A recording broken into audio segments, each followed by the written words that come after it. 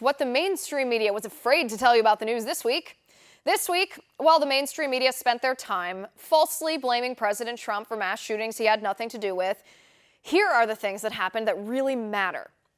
The Dayton shooter who brutally murdered 9 people outside a nightclub last weekend was a fan of Democratic presidential candidate Elizabeth Warren. The shooter also echoed rhetoric from left-wing the militant group called Antifa, calling for the death of all fascists and Nazis.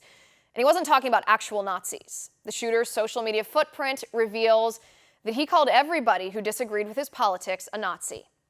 But did the mainstream media report on the history or the ideology of the Dayton shooter? No. The mainstream media barely mentioned the Dayton shooter compared to the El Paso shooter, but the Dayton shooter's history and ideology and left-wing politics because it contradicts the left blaming President Trump for the shootings. The American Bar Association is urging states across our country to adopt new laws that essentially define all sexual encounters as rape unless the man can prove the woman gave her consent. That's right, it is guilty until proven innocent. They call it, quote-unquote, affirmative consent. But how are men supposed to prove consent? A signed contract? A video of the woman saying yes? What if the woman claims she changed her mind after she made a video? Or after she signed the consent form?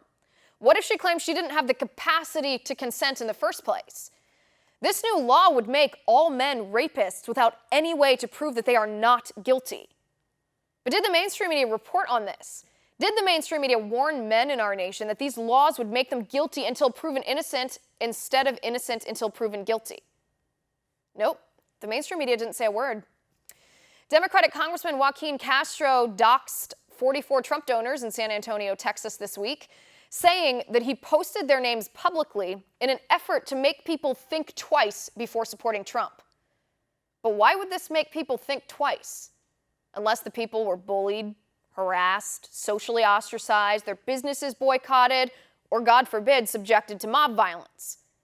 But did the mainstream media condemn this dangerous doxing?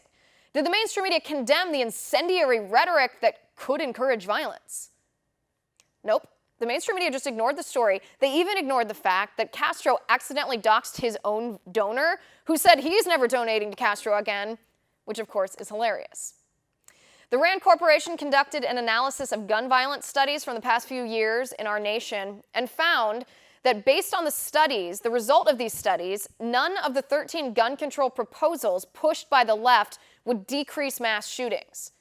This is pretty important information to analyze, given the fact that Democrats are trying to exploit people's grief in the wake of the mass shootings to impose gun control on us. But did the mainstream media report on the RAND Corporation analysis?